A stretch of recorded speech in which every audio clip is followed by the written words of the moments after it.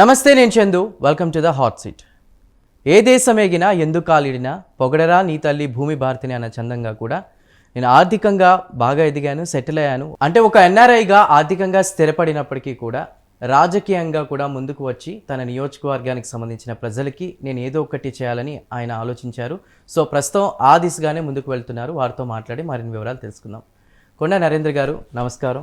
Welcome to the studio. నమస్కారం అండి. Thank you. So ఒక ఎన్ఆర్ఐగా సెటిల్ అయినప్పటికీ కూడా రాజకీయంగా మీరు ముందుకు వెళ్తున్నారని తెలుస్తోంది. సో ఒకవేళ మీకు గనక సీట్ ఇస్తే మీరు ఏం చేయబోతున్నారు మీ నియోజకవర్గానికి సంబంధించి?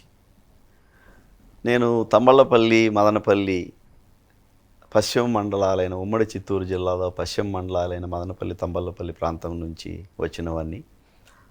బీరంగి కొత్తకోట అని చిన్న టౌన్ దగ్గరలో మా చిన్న పల్లె, కుర్రవాండ్లపల్లె అని మా పల్లె. ఆ పల్లెలో జన్మించాను. అదే పల్లెలోనే 5th క్లాస్ వరకు ఎలిమెంటరీ స్కూల్లో, గవర్నమెంట్ స్కూల్లో చదువుకున్నాను. తర్వాత నా చదువులు మదనపల్లి బీటీ కాలేజీలో అక్కడ చదివాను. తర్వాత విదేశాలకు వెళ్ళడం, అక్కడ మాస్టర్స్ ఎంఎస్ చేయడం. ఎంఎస్ చేసిన తర్వాత అక్కడ స్థిరపడ్డం. ఒక చిన్న ఇంజనీర్గా చేరి ఆ చిన్న ఇంజనీర్ దగ్గర నుంచి ఇప్పుడు ఒక పెద్ద సంస్థలో వైస్ ప్రెసిడెంట్గా చేస్తూ ఉన్నాను. ఆ సంస్థ వచ్చి ఎన్విడియా అనే కంపెనీ. ఆర్టిఫిషియల్ ఇంటెలిజెన్స్ కారణం ఎన్విడియా కంపెనీ. ప్రపంచంలో ఇప్పుడు మైక్రోసాఫ్ట్, ఈ అమెజాన్ వీళ్ళ తర్వాత 3వ స్థానంలో ఉన్న కంపెనీ. అంటే అంత పెద్ద కంపెనీ. దాంట్లో ఒక మంచి స్థానానికి ఎదిగాను. దేవుని దయతో మంచి బాగా కూడా సంపాదించాను. మనిషికి ఒక తరుణంలో ఒక ఆలోచన అంటూ వస్తుంది. సో నాకు కూడా ఆలోచన అంటూ వస్తుంది. సో ఇంత ఎదిగాం, సో జీవితం అంటే ఇదేనా, లేదంటే ఇంకేదైనా ఉందా అన్నది. సో దీని తర్వాత మనం ఏం చేయాలా అని నన్ను నేను ప్రశ్నించుకున్నాను. సో నాకు ఆన్సర్ ఏమొచ్చిందంటే, నేనైతే ఎక్కడైతే పుట్టానో మా పల్లె ప్రాంతము, నా స్థలము, మా ఊరు అనేది బాగా గట్టిగా మనసులో ఉంది నాకు.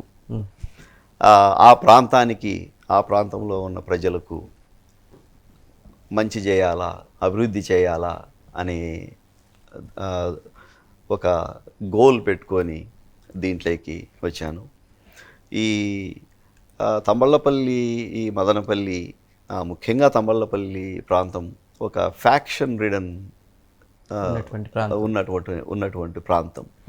ఆంధ్రప్రదేశ్లో ఇట్లాంటి ప్రాంతాలు కొన్ని ప్రాంతాలు ఉన్నాయి. ముఖ్యంగా రాయలసీమ జిల్లాల్లో ఈ ఫ్యాక్షనిజం అనేది, ఈ గలాటలు, కొట్లాటలు, మర్డర్లు ఇవన్నీ కూడా ఎక్కువగా ఉన్నాయి. మా ప్రాంతంలో కూడా అవి ఉన్నాయి.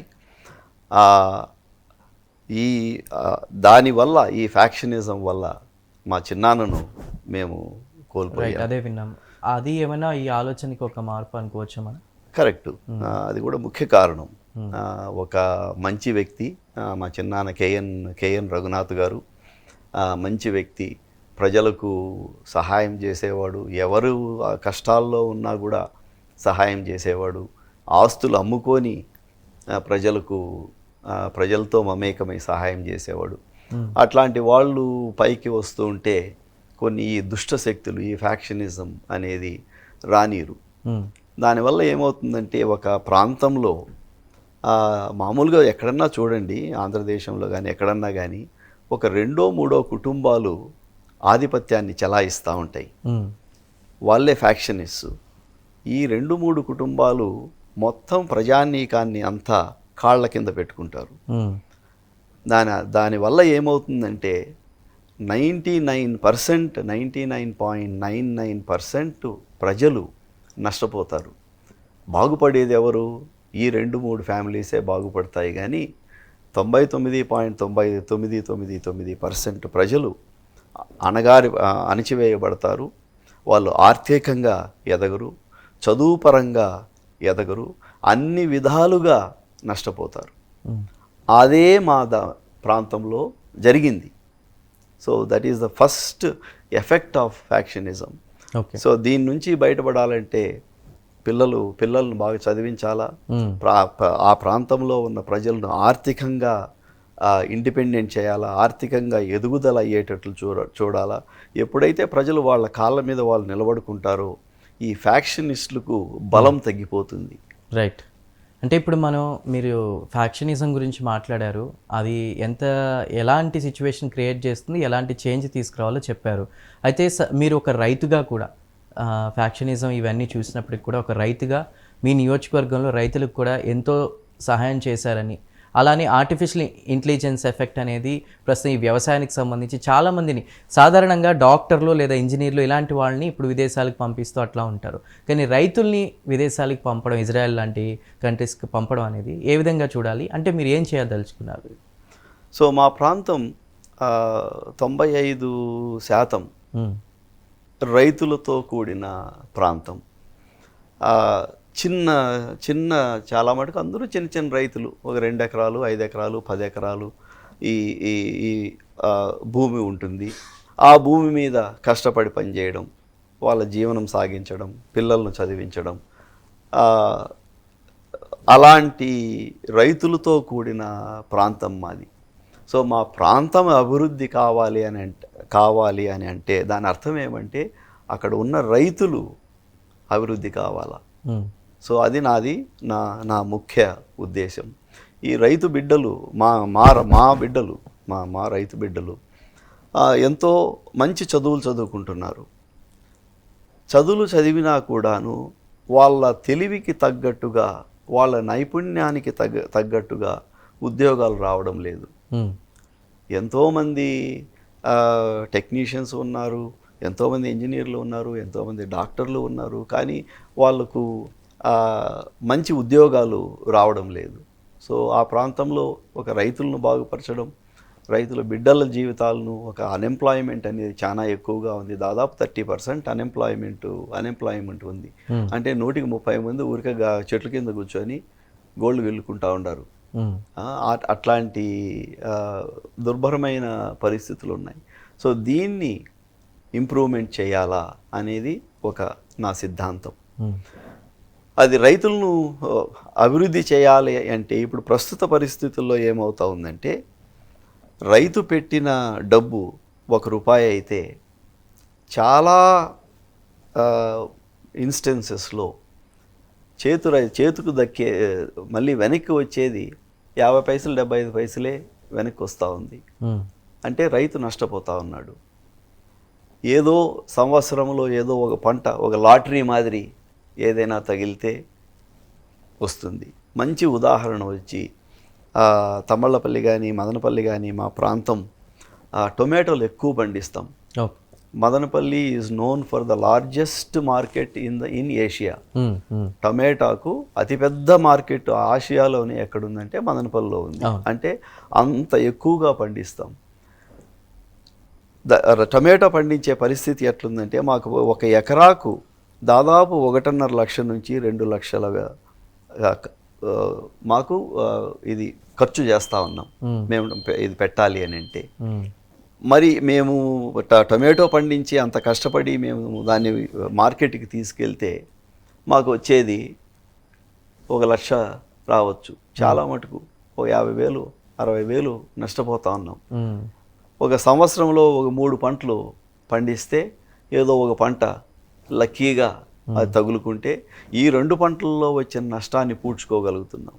కాకపోతే ఏమవుతుందంటే పెట్టుబడి ఎక్కువ పెడుతున్నారు, దిగుబడి ఉండట్లేదు. కాబట్టి ఆ సర్వైవల్ అనేది చాలా కష్టమైపోయింది, చాలా కష్టంగా ఉంది. సో ఆ పరిస్థితిని మెరుగుపరచాలి అని అంటే కొన్ని నూతన విధానాలు ఫాలో కావాల్సి వస్తుంది. ఇప్పుడు చేస్తున్నట్టుగానే చేసుకుంటూ పోతే కొత్త రిజల్ట్ రాదు. ఇప్పుడు ఇప్పుడు 10 ఏళ్ళ నుంచి ఏదో చేస్తున్నామో మరి అదే చేస్తే ఈ 10 ఏళ్ళలో ఏ విధంగా అయితే రిజల్ట్ వచ్చిందో అదే రిజల్టే మళ్ళీ వస్తుంది, కానీ వేరే కొత్త సొల్యూషన్ ఏం రాదు.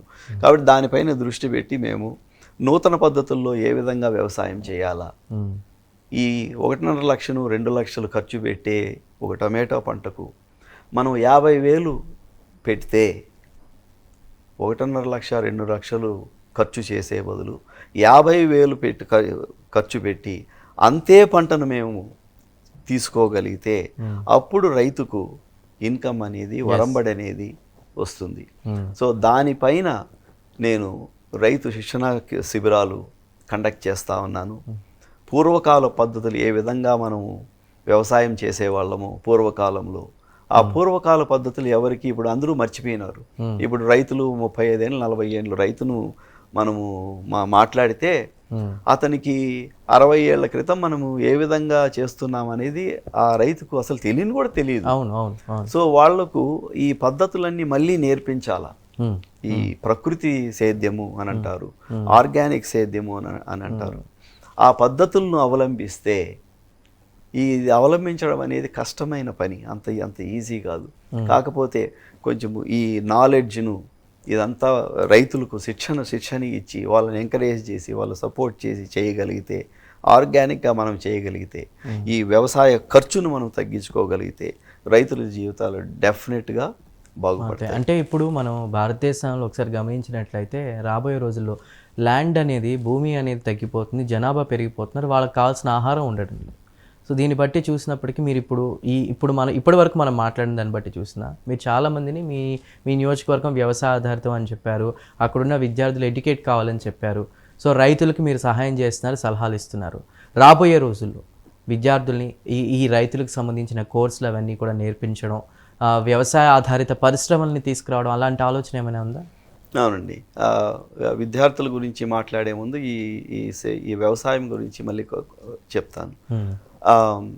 ఈ ఆర్గానిక్ పద్ధతులతో మన ప్రాంతాన్ని మార్చుకోగలిగితే, ఇప్పుడే చెప్పాను, వ్యయం తగ్గుతుంది, ఆదాయం ఎక్కువ అవుతుంది అని. సో మా కాన్సెప్ట్ ఏమంటే మా ప్రాంతాన్ని ఒక ఆర్గానిక్ హబ్గా తయారు చేసి మేము అవలంబించే పద్ధతులను మొత్తం ఆంధ్ర రాష్ట్రానికి అంతా వ్యాపింపజేయాలా అనే ఒక సంకల్పంతో నేను నాలాంటి ఆలోచన ఉన్న వ్యవసాయదారులు అందరము కలిసి ఒక శిక్షణా శిబిరాలు ఇస్తున్నాం, దాని మీద పనిచేస్తూ ఉన్నాం. ఇప్పుడు సిక్కిం ఉంది మన స్టేట్, సిక్కిం స్టేట్లో మొత్తం స్టేట్ అంతా ఆర్గానిక్ స్టేటే. వాళ్ళు రసాయనపు ఎరువులు ఏవి వాడరు. దానివల్ల ఏమవుతుందంటే ఆ రైతులు అక్కడంతా చాలా బాగా మంచి జీవితాలను అనుభవిస్తూ ఉన్నారు. వాళ్ళ వరంబడి, వాళ్ళ ఇన్కమ్ ఎక్కువ ఉంది, ఎందుకంటే కాస్ట్ కానీ వ్యయం తగ్గింది కాబట్టి. తర్వాత వ్యవసాయానికి సంబంధించిన ఇండస్ట్రీస్, అగ్రికల్చరల్ రిలేటెడ్ ఇండస్ట్రీస్. ఇప్పుడు రైతు మామూలుగా ఏం చేస్తామంటే పంట పండిస్తాము, ఏదన్నా కానీ టొమాటో కానివ్వండి, కొర్రలు కానివ్వండి, గోధుమలు కానివ్వండి, ఏమన్నా పండించినా కూడాను రైతు ఏం చేస్తాడు, మూటల్లో వేస్తాడు. మూటల్లో వేసి మధ్యలో దళారి ఉన్నాడు, ఏజెంట్స్ ఉన్నారు, వాళ్ళకి అమ్ముతారు. ఆ దళారి పోయి ఇంకొకరికి అమ్ముతాడు. ఇట్లా రైతు ఒక కస్టమర్కు చేరే వేళకు, ఒక ఇంటికి తినేదానికి మనం తినే వస్తువు వచ్చి వాళ్ళ దగ్గరికి చేరే వేళకు ఒక 5-6 మంది దళారుల మధ్యలో ఉన్నారు, వ్యాపారులు ఉన్నారు. అంటే రైతుకు ఫైనల్ ఒక ఇంటికి కస్టమర్కు 5-6 మంది లేయర్స్ ఉన్నాయన్నమాట. సో వీళ్ళను ఫస్ట్ తొలగించాల. అంటే రైతుకు మన ఇంట్లో ఉండే కస్టమర్కు డైరెక్ట్ కనెక్షన్ ఏర్పరచాల. దాన్ని ఏమంటాము, ఫామ్ టు టేబుల్. ఒక ఫామ్ నుంచి టేబుల్కు డైరెక్ట్గా చేరేదానికి కృషి చేస్తూ ఉన్నాం. అలా చేయగలిగితే బాగుపడేవాడు ఎవరు? రైతు బాగుపడతాడు. రైతే రాజు అంటారు. రైతును నిజంగా రాజుని చేస్తే సంతోషం. అంటే ప్రభుత్వం కూడా ఇప్పుడు అదే చెప్తుంది కదా, రైతే రాజు అని. ఎన్నో రకాల సబ్సిడీలు, ఇన్పుట్ సబ్సిడీలు అనేవి ఇవన్నీ కూడా ఇస్తుంది కదా. మరి మీరేమో ఇప్పుడు రైతులు ఇబ్బందులు పడుతున్నారు అంటున్నారు, ఎంతవరకు నిజం? సో ఉదాహరణకు తీసుకుందాం, ఇప్పుడు మన ఆంధ్ర గవర్నమెంటే తీసుకుందాం. గత 50 ఏళ్ళు తీసుకోండి, 70 ఏళ్ళు తీసుకోండి, ఎన్ని వేల కోట్లు ఖర్చు చేస్తున్నాం. మొన్ననే న్యూస్ పేపర్లో జరిగింది, last week 12,000 crores input subsidy అని గవర్నమెంట్ అనౌన్స్ చేసింది, ఆంధ్రప్రదేశ్ గవర్నమెంట్. ఓకే, అట్లాంటి 12,000 crores ఎన్నిసార్లు ఇచ్చినాము? ఎన్ని వేల కోట్లు మనం ఖర్చు చేశాం. మరి ఫార్మర్స్ లైఫ్స్ ఇంప్రూవ్ కాలేదే మరి. ఉమ్, మా ప్రాంతంలో మేము రైతులు ఎలాగా ఉన్నామో 20 ఏళ్ల క్రితం ఎలాగా ఉన్నామో 50 ఏళ్ల క్రితం ఎలాగా ఉన్నామో ఇప్పుడు కూడా అలాగే ఉన్నామే. ఉమ్, ఉమ్, మరి మా జీవన పరిణామాలు ఎందుకు పెరగలేదు? ఉమ్. ఈ 12,000 కోట్లు ఏమైపోయినాయి? అంటే వాళ్ళవన్నీ మాటలుగానే ఉన్నాయి కానీ చేతుల్లో ఏం లేవంటారు. చేతుల్లో ఏం లేదు. డబ్బులు ఏదో ఇస్తున్నారు ఉమ్, అంతేగాని డబ్బులు పంచుతున్నారు. 12,000 కోట్లు అంటారు, 12,000 కోట్లు పనిచేసినారు. ఉమ్, కానీ ఏదో మౌలికంగా ఒక బేసిక్ ఇన్ఫ్రాస్ట్రక్చర్ ఫార్మర్స్కి సపోర్ట్ చేసే వాళ్ళ జీవితాలను బాగుపరచాలా, ఉమ్, మెజర్ చేయాలండి. ఉమ్, ఎవ్రీ ఇయర్ మెజర్మెంట్ చేయాలా. మీరు రైతుల కుటుంబాలను తీసుకోండి. ఈ కుటుంబానికి ఎంత ఇన్కమ్ వచ్చింది ఈ సంవత్సరం, ఉమ్, వచ్చే సంవత్సరం ఎంత వచ్చింది, 5 ఏళ్ల క్రితం ఎంత వచ్చింది, ఉమ్, మీరు క్యాల్కులేషన్ చేయండి. ఎక్కడ బాగుపడినాయి మా రైతుల జీవితాలు, ఎక్కడ బాగుపడినాయి? నేను పండించినాను పంటలు, నాకు తెలుసు దాంట్లో ఉన్న కష్టం ఏంటి అనేది. స్వయంగా మార్కెట్కి తీసుకెళ్ళాను నా పంటను. ఉమ్, నాకు కావాల్సిన, నేను పండించిన, నేను ఖర్చు పెట్టిన డబ్బులు నాకేం రావడం లేదే. ఉమ్, మరి ఏమైపోయేది రైతు? ఉమ్, కాబట్టి ఈ ఒక కొత్తగా ఆలోచన చేయాల. ఏదో ఇన్పుట్ సబ్సిడీ ఇస్తా ఉన్నాం, 12,000 కోట్లు ఇచ్చేస్తాను, ఏదో డబ్బులు ఇచ్చేస్తారు. ఉమ్, ఇక్కడ ఆఫీసులో కూర్చునే వాళ్ళు వీళ్ళందరూ కూడాను కొన్ని వేల కోట్లు ఇచ్చేయండి. కానీ ఆ కొన్ని వేల కోట్లు ఏ విధంగా ఉపయోగపడతా ఉన్నాయి, అది నిజంగా ఉపయోగపడతా ఉందా లేదా అనేది ఒక బేసిక్ ఫార్మర్ దగ్గర మనం స్టడీ చేయాల్సి ఉంటుంది. ఒకసారి వెళ్ళి స్టడీ చేసి వివరంగా మాట్లాడాల్సి ఉంటుంది. రైట్. అదేవిధంగా మీ నియోజకవర్గంలో రైతులకే కాదు, విద్యార్థులకే కాదు, ఎన్నో సేవా కార్యక్రమాలు అవి కూడా చేస్తూ వస్తున్నారు. కానీ అవన్నీ కూడా ఎక్కువ ఫోకస్ అవ్వడం లేదు, బయటికి రావడం లేదు. ఎందుకు?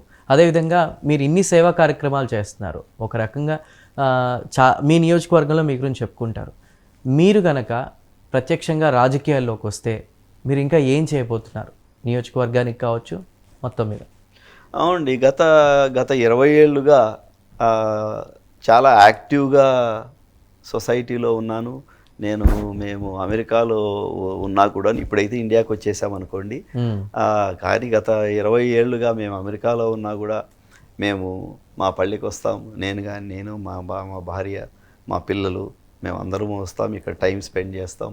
ఎన్నో సేవా కార్యక్రమాలు చేసినాము, ఎన్నో ఐ క్యాంప్స్ పెట్టాము, ఎన్నో ఆర్థోపెడిక్ క్యాంప్స్ పెట్టాము, రైతు శిక్షణ శిబిరాలు అనేది పెట్టాము, ఎన్నో గుళ్ళు కట్టించాము. ఇట్లాంటివి ఎన్నో చేశాం. కానీ మేము ఎప్పుడు కానీ పబ్లిసిటీ కోరుకోలేదు. మేము ఎవరిని ఫోటోగ్రాఫర్స్ని కానీ పేపర్ వాళ్ళని పిలిచి ఫోటోలు తీయండి, మా పేపర్లో మా ఫోటోలు వేయండి, లేదంటే టీవీ వాళ్ళని పిలిచి మమ్మల్ని టీవీలో పెట్టండి, మేము ఎప్పుడు అదే చెప్తారు. కుడి చేతితో చేసేదాను ఎడం చేతికి కూడా తెలియదు అంటారు. అది మీరు నిజం చేశారు. ఒక ఎన్ఆర్ఐ కానీ ఇంత చేస్తే, మీరు ప్రత్యక్షంగా రాజకీయాల్లోకి వస్తే ఏం చేస్తారనేది కూడా ప్రజల్లో తెలుసుకోవాలని ఒక ఇంట్రెస్ట్. సో మీరు ముఖ్య కారణం ఒకటేనండి, ఇప్పుడు ఇన్ని రోజుల నుంచి మేము చేస్తూ ఉన్నాం, ఇది కంటిన్యూ చేస్తాం. ఇదైతే మేమైతే, ఎందుకంటే మా కడుపులో అది ఉంది, మా ఆకాంక్ష అనేది మాకుంది కాబట్టి తప్పకుండా మేము ఇవన్నీ చేసుకుంటూ పోతాం, సహాయం చేస్తూ పోతాం. కాకపోతే దాని ఇంపాక్ట్ అనేది ఏదో మా పల్లె వరకు ఉండొచ్చు, మా మండలం వరకు ఉండొచ్చు, లేదా మా నియోజకవర్గం వరకు మహా అంటే ఉండొచ్చు. దానికంటే మేము దాని ఇన్ఫ్లుయెన్స్, మేము చేసే కార్యక్రమాల ఇన్ఫ్లుయెన్స్ దానికి అంతకంటే ఎక్కువ ప్రాకదు. సో నా ముఖ్య ఉద్దేశం రాజకీయాల్లోకి రావడం ఏమంటే, మనకున్న ఐడియాస్ను మన ప్రాంత ప్రజలకు, మన జిల్లా ప్రజలకు, మన ఆంధ్రదేశంలో ఉన్న ప్రజలకు వ్యాపింపజేయాలా, ఒక కాంట్రిబ్యూషన్ టు ద సొసైటీ అనేది చేయాలా అనే ఉద్దేశంతో నేను ఈ రాజకీయాల్లోకి అడుగుపెట్టాను. అదేవిధంగా ఇప్పుడు మీరు చూసుకుంటే చాలామంది నియోజకవర్గంలో మీ దగ్గరికి వచ్చి వాళ్ళ సమస్యలు చెప్పుకుంటారు, సహాయం పొందినప్పుడు కావచ్చు, తర్వాత. సో అసలు తమ్మళ్ళపల్లి నియోజకవర్గం కావచ్చు, ఉమ్మడి చిత్తూరు జిల్లాలో మదనపల్లి నుంచి కావచ్చు, వాళ్ళు ఏం కోరుకుంటున్నారు, ఎలాంటి మార్పు కోరుకుంటున్నారు? ప్రతి ఒక్కరూ కోరుకునేది సంతోషంగా ఉండాలి అనుకుంటారు, హ్యాపీగా ఉండాలి అనుకుంటారు. అమెరికన్ కాన్స్టిట్యూషన్లో మొట్టమొదటి లైన్లు చూస్తే పర్సూట్ ఆఫ్ హ్యాపీనెస్ అనే పదాలు కనిపిస్తాయి చూడండి.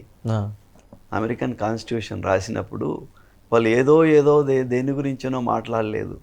ఒక మనిషికి పర్సూట్ ఆఫ్ హ్యాపీనెస్ అంటే సంతోషాన్ని పొందాలి అనే దానికి అవకాశం ఇవ్వాలా అని అమెరికన్ కాన్స్టిట్యూషన్లో రాసి పెట్టారు. పర్సూట్ ఆఫ్ హ్యాపీనెస్ అనేది. కాబట్టి ప్రతి ఒక్క మనిషి కోరుకునేది స్వేచ్ఛ, సంతోషం. ఆ సంతోషం ఎక్కడి నుంచి వస్తుంది? ఆర్థికంగా మనము ఉండాలా, తినేదానికి తిండి ఉండాలా, వేసుకునేదానికి బట్ట ఉండాలా, ఉండడానికి మన తలపైన బేసిక్ నీడ్స్ ఉండాలి. బేసిక్ నీడ్స్ ఉండి మనం ప్రొవైడ్ చేయగలిగితే అదే, అంతకంటే ఎవ్వరూ ఏమి ఎక్కువ చేయాల్సిన అవసరం లేదు. సో హ్యాపీనెస్ ఇండెక్స్ ఇప్పుడు ఎవరు భూటాన్ అనుకుంటాను. భూటాన్ ఏ విధంగా వాళ్ళ సంపదను కొలుస్తారనుకున్నారు? అన్ని ప్రపంచంలో అన్ని దేశాలు జీడిపిని మెజర్ చేస్తారు, గ్రోస్ డొమెస్టిక్ ప్రోడక్ట్ అని. అంటే మన సంపద ఎంత అనేది మన అన్ని దేశాలు, మన భారతదేశం కూడా జీడిపిని కొలుస్తాం. కానీ భూటాన్ ఏమంటా ఉంది? వాళ్ళు జీడిపిని కొలవట్లేదే, హ్యాపీనెస్ ఇండెక్స్. మన ప్రజలు ఎంత సంతోషంగా ఉన్నారు అనేది ఒక సైంటిఫిక్గా వాళ్ళు మెజర్ చేస్తూ ఉన్నారు. ఎన్నో పరిణామాలు తీసుకొని, మీ ఆర్థికంగా మీరు బాగున్నారా, మీకు చదువు వాతావరణం బాగుందా, మీ టౌన్ క్లీన్గా ఉందా, మీ గటర్లు మీ కాలువలు వాసన రాకుండా ఉన్నాయా, ఇట్లాంటివన్నీ ఒక సైంటిఫిక్గా మెజర్ చేస్తున్నారు. మెజర్ చేసి మా హ్యాపీనెస్ ఇండెక్స్ ఇంత నంబరు అని వేస్తున్నారు. చూడండి వాళ్ళ way of thinking and the way of thinking of the rest of the world. మొత్తం ప్రపంచం అంతా ఒక రకంగా చూస్తూ ఉంది. డబ్బే ముఖ్యమని అందరూ చూస్తున్నారు, కానీ వాళ్ళు వేరే విధంగా చూస్తున్నారు. కాబట్టి ఒక నూతన విధానాలు, కొత్త విధానాలు అనేది ఆలోచించాలా. ప్రజలకు బేసిక్ నీడ్స్ ప్రొవైడ్ చేసి వాళ్ళు సంతోషంగా ఉండేటట్లు చేస్తే చాలు. అదేవిధంగా మీ రాజకీయానికి సంబంధించి చూసుకుంటే 2008 ఆ టైంలో కూడా ప్రజారాజ్యానికి సంబంధించి ఆ పార్టీ ఏర్పడిన తర్వాత మీరు అక్కడ ఉండడం, ఇప్పుడు రీసెంట్గా ఇప్పటి రాజకీయాలు చూసుకున్నా కూడా కొన్ని సమావేశాలు చేశారు. పవన్ కళ్యాణ్ గారు కూడా మీకు మద్దతు ఏదో చేసినట్టు తెలుస్తోంది.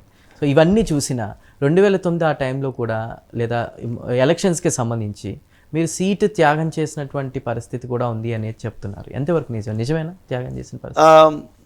2008లో చిరంజీవి గారు మహానటుడు, ఎంతో సేవా దృక్పథం కలిగిన వ్యక్తి, మహావ్యక్తి. ఆయన ఎప్పుడైతే ముందుకు వచ్చి రాజకీయంగా నేను ఎంటర్ అవుతున్నాను, ప్రజలకు సహాయం చేయాలనే ఉద్దేశంతో ఎప్పుడు ఎంటర్ కావాలనుకున్నాడో అప్పుడు ఆయన పిలుపును నేను విన్నాను. అంటే ఇంత మంచి వ్యక్తి రాజకీయాల్లోకి వచ్చి ఇంత రిస్క్ తీసుకొని, ఎవరికి ఇక్కడ రాజకీయాల్లోకి రావాల్సిన అవసరం లేదండి. నిజంగా రాజకీయాల్లోకి రావాలంటే ఎంతో ధైర్యం ఉండాలా, మనశ్శాంతిని కోల్పోవాలా, ప్రైవసీని కోల్పోవాలా, రకరకాల మాటలు పడాలా, కుటుంబాన్ని కూడా అంతో పోగొట్టుకోవాల్సి వస్తుంది, వాళ్ళతో టైం స్పెండ్ చేయలేము. కానీ అట్లాంటి ఆయన అంత మహానుభావుడు వచ్చి సేవ చేస్తాను, ప్రజారాజ్యం పెడతాము అని అంటే నాకు కూడా అనిపించింది. మనం కూడా మన సొసైటీకి మనం ఏదో చేయాలా, మన ప్రాంతానికి మనం ఏదో చేయాలనే మంచి ఉద్దేశంతో నేను కూడా రావడం, చాలా కష్టపడడం, చేయడం, రాజకీయాల్లోకి ఎంటర్ కావడం, ప్రజారాజ్యం పార్టీ తరఫున బాగా కష్టపడడం అంతా జరిగింది. అదే ఉమ్మడి చిత్తూరు జిల్లాలో. కాకపోతే కొన్ని కారణాల వల్ల రాజకీయంలో ఎన్నో ఈక్వేషన్స్ జరుగుతూ ఉంటాయి. అవన్నీ దాంతో ఏకీభవించను నేను, ఏదైతేమేనేమి. ఆ పరిణామంలో నేను నిలబడాల్సిన ఒక స్థానంలో ఇంకొకరికి ఆ స్థానం దక్కడం, సరే ఆయనకి దక్కింది, మంచి సంతోషం. అయినా కూడా కష్టపడి పనిచేసాం.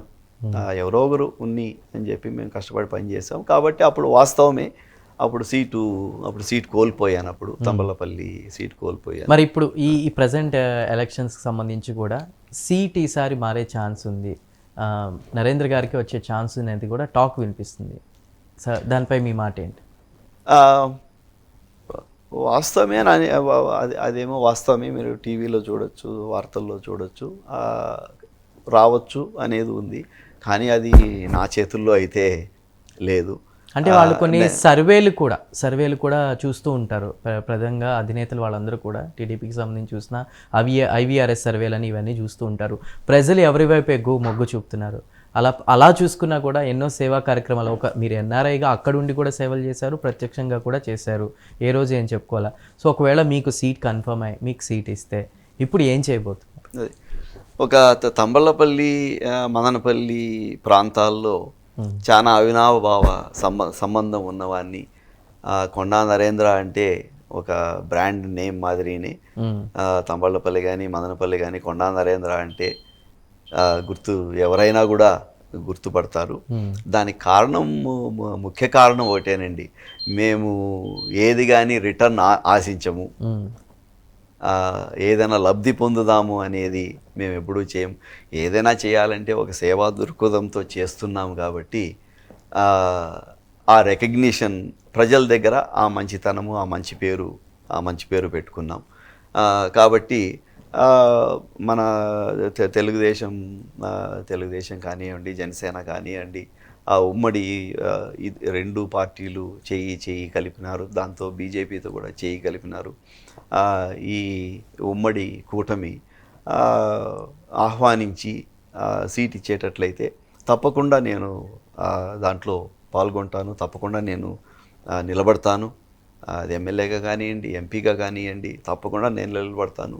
నా ముఖ్య ఉద్దేశం ఒకటే, నా ప్రాంతం, మా తంబళ్ళపల్లి, మా మదనపల్లి అనే ఒక స్ట్రాంగ్ ఫీలింగ్ ఉండవాన్ని, ఆ ప్రాంతాన్ని ఎటు తిరిగి అభివృద్ధి చేయాలా, ఎటు తిరిగి ఒక ఆంధ్ర రాష్ట్రంలోనే ఒక మ్యాప్లో మేము పెట్టాలా. ఆంధ్ర రాష్ట్రంలోనే కాదు, అంత వెనుకబడిన ప్రాంతం మా రెండు ప్రాంతాలు, ఒక ఇండియాలోనే ఒక ఎగ్జాంపుల్గా మ్యాప్ పైన పెడతాం, తప్పకుండా పెడతాం. ఒక 5 నుంచి 10 ఏళ్ళు వ్యవధి, మీరు మళ్ళీ ఇదే ఇంటర్వ్యూలో కూర్చుందాం, 5 ఇయర్స్ కానీ 10 ఇయర్స్ తర్వాత కూర్చుందాం. అంటే ఇప్పుడు ఒక రాజకీయ నాయకుడిగా ఒక సీటు రాకముందు ఒక లక్ష్యం ఉంటుంది, ఇలా నేను నా నియోజకవర్గాలను అభివృద్ధి చేసుకోవాలని. ఒకవేళ సీటు వచ్చిన తర్వాత అప్పుడున్న అధికారం అవన్నీ వేరు, ఆ దిశగా ఆలోచించిన మీరు ఒకవేళ అధికారంలోకి వచ్చిన తర్వాత మీ లక్ష్యం ఎలా, నా నియోజకవర్గాన్ని నేను ఇలా డెవలప్ చేయాలనుకుంటున్నాను అనుకోవడంలో మీరు ఎలా ఆలోచిస్తారు? బిఫోర్ పవర్, ఆఫ్టర్ పవర్ ఏం చేద్దాం అనుకుంటున్నారు? ఆఫ్టర్ పవర్ దేవుని దయతో నేను నిలబడి రాజకీయాల్లో నిలదొక్కుని ఆ అధికారం అంటూ చేతిలోకి వస్తే, ఆ అధికారాన్ని ప్రజలకు ఎలా మేలు చేయాలా అని ఒకే ఒక ఉద్దేశంతో, ఒకే ఒక సెంట్రల్ లేజర్ ఫోకస్తో ప్రాంతాన్ని అభివృద్ధి ఎలా చేయాలా అనే దానిపైన దృష్టి పెడతాం. రైతులకు సంబంధించి, అగ్రికల్చర్కి సంబంధించిన వ్యవస్థలు కానీ, ఇండస్ట్రీస్ కానీ తేవడం. రైతుల పిల్లలు ఎంతోమంది నిరుద్యోగంతో 30% నిరుద్యోగంతో ఉన్నారు మా ప్రాంతంలో. వాళ్లకు ఉపాధి కల్పించాలా. వాళ్ళకు ఉపాధి కల్పించాలంటే వాళ్ళకు స్కిల్ డెవలప్మెంట్, స్కిల్స్ అన్నీ నేర్పించాలి. ఈ మధ్యనే ఆ స్కిల్ డెవలప్మెంట్ అనేది వార్తల్లో చాలా ఎక్కువగా వచ్చింది ఈ మధ్యలోని. It's quite unfortunate.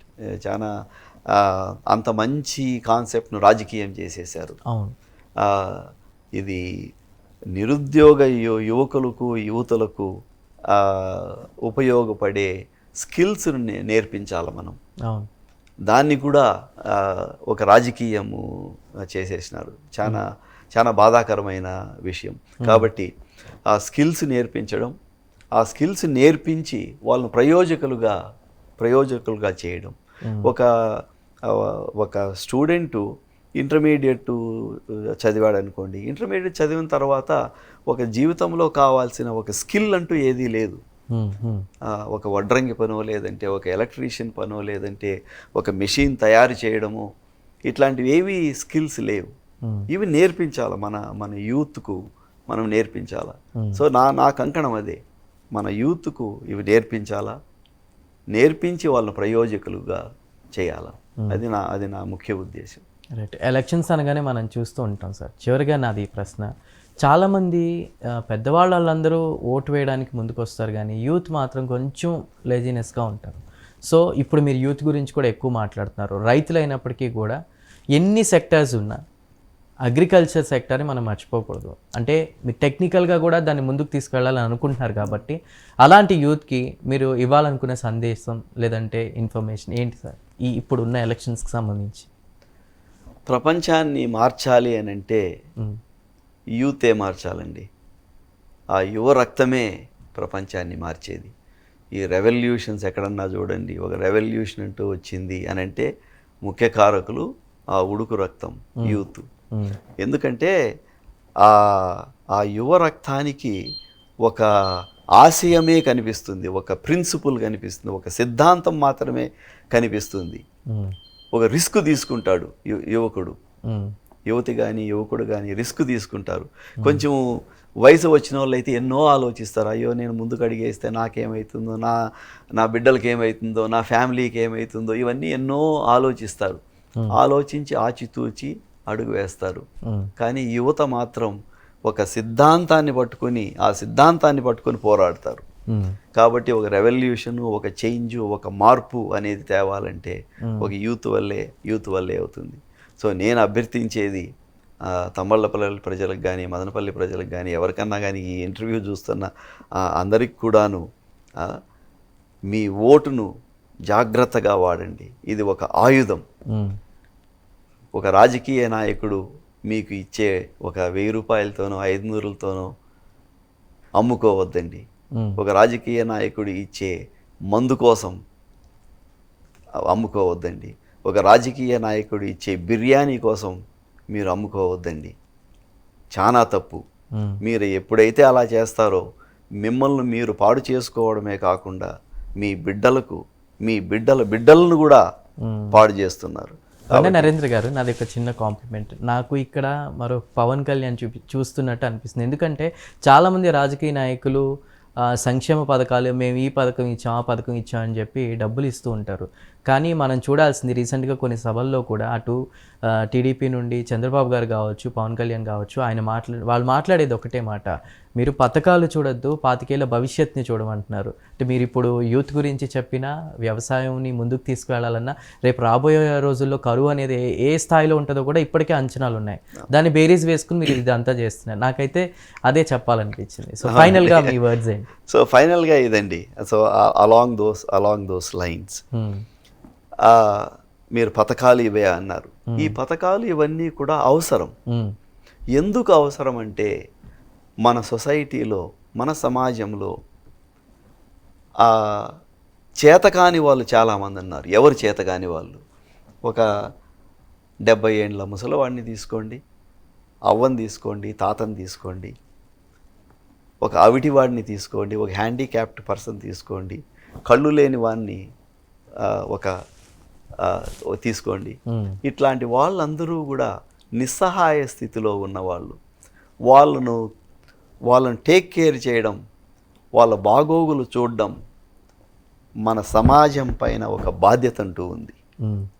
మన ఇంట్లో మన అమ్మకు కానీ, నాన్నకు కానీ, మన తాతకు కానీ, అవ్వకు కానీ బాగలేకుండా ఉంటే ఎవరు చూసుకుంటాం? మనం చూసుకుంటామా లేదా? మనమే చూసుకుంటాం కదా. మనం ఎలాగైతే చూసుకుంటామో మొత్తం సొసైటీకి, మొత్తం ఈ సొసైటీకి అంతా కూడాను, సమాజానికి ఆ బాధ్యత ఉంది. ఆ బాధ్యత ఉంది కాబట్టి ఈ పథకాలు అవసరం. కాబట్టి పథకాలు చాలా అవసరం, అవి మంచివి కూడాను. కానీ ఇంకొకటి ఏం చెప్పండి, ఇంకొక కోణం నుంచి కూడా చూడాలా. నిస్సహాయంగా ఉండే ప్రజలను తప్పకుండా మనము వీ విల్ టేక్ కేర్, తప్పకుండా మనం సహాయం చేస్తాం వాళ్లకు. అలా చేస్తూ మన అభివృద్ధి పథంగా నడవాలి అంటే ఒక సిద్ధాంతపరంగా పోవాలి. ఓటును అమ్ముకోకూడదు. ఒక క్యాస్ట్ పైన, ఒక రిలీజియన్ పైన, ఒక దరిద్రం మనకు ఈ ఆంధ్రదేశంలోనే కాదు, ఒక భారతదేశంలో కూడా ఒక దరిద్రం ఏమంటే ఈ క్యాస్ట్ అనేది రాజకీయ నాయకులు చీల్చేశారు సొసైటీని క్యాస్ట్ పైన. కాబట్టి కుల రాజకీయాలు చేస్తున్నారు. దయచేసి కులాన్ని చూడొద్దండి, క్యాస్ట్ని చూడొద్దండి. మీ ఓటును అమ్ముకోవద్దండి, బిర్యానీకి అమ్ముకోవద్దండి. ఒక బిర్యానీ ప్యాకెట్కు, ఒక మందు బాటిల్కు, ఒక 1000 రూపాయలకు మీ ఓటు అమ్ముకోవద్దండి. దయచేసి ఈ పథకాలు ఏ గవర్నమెంట్ వచ్చినా కూడా ఉంటాయి, గుర్తుపెట్టుకోండి. అవును అవును. అది ఏ వ్యక్తి వస్తే మన నియోజకవర్గం అభివృద్ధి అవుతుంది అనేది చూసుకోవాలి. ఏ గవర్నమెంట్ వచ్చినా కూడా ఈ పథకాలు ఎవరు తీసేయరు, ఈ పథకాలు ఉంటాయి. కాబట్టి ఓటును జాగ్రత్తగా మంచి వ్యక్తులకు, మంచి పార్టీలకు వేయమని నా అభ్యర్థన. రైట్. కొండ నరేంద్ర గారు, చాలా థ్యాంక్ యూ వెరీ మచ్.